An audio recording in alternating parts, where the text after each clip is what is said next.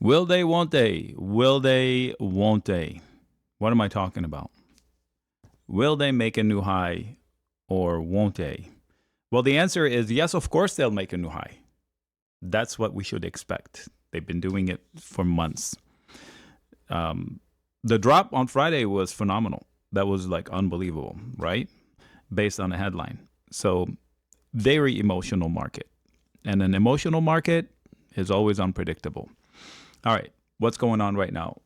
It's Sunday night. The futures are open. We have recovered half the drop.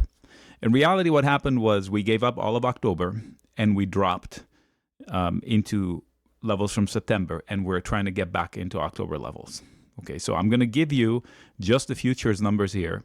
You have the numbers from Friday from the SPX video, and I will update us every step of the way on Monday and Tuesday.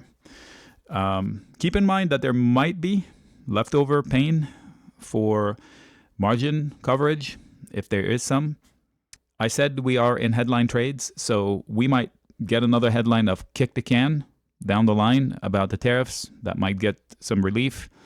And another one about reopening the government. That also provides some upside. Those two will be temporary relief rallies because we know they can come and go. Anyway, the ES is for the S&P. It has recovered about half. You can see it, top to bottom, about half.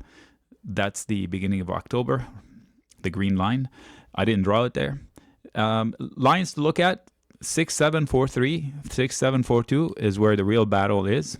In the meantime, 6,700, a little bit lower, a little bit higher, is also important. That's easy to remember. And as far as on the downside, the lows of Friday. Interim support, maybe 6608. I remember that number from before. If we switch to the NASDAQ, that's the NQ. Halfway, maybe a little bit more than halfway. Those are the champions, right? The best companies. There, I'll give you 25,120 or 130. 25,120 or 130. If you want to be picky, you can look at 25,000 flat, 24,998 or something like that. The bottom is the floor from Friday, or 24,445. Okay. RTY, that's the small caps, the Russell 2000. It's recovered half, and the number there is very easy. I think it's only one number, 2464. 2464. On the way down, the lows, or maybe interim support at 2411, give or take a few bucks. I'm going to also mention YM, which is the Dow. I don't often do that, but on Tuesday morning, before the market opens, we will get reports from banks, and I believe Goldman Sachs might move the Dow up or down. The number to watch is 46,385. 46,385. On the way down, 45,713, interim support. Okay. Switching to the VIX, I don't think I have a live value here on TradingView. We will see. I'm showing it to you because I want to draw your attention to it tomorrow. It's part of the conversation.